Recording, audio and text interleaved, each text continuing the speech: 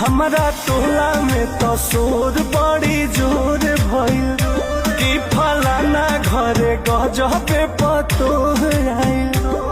आ पापा कहस हमर बाबा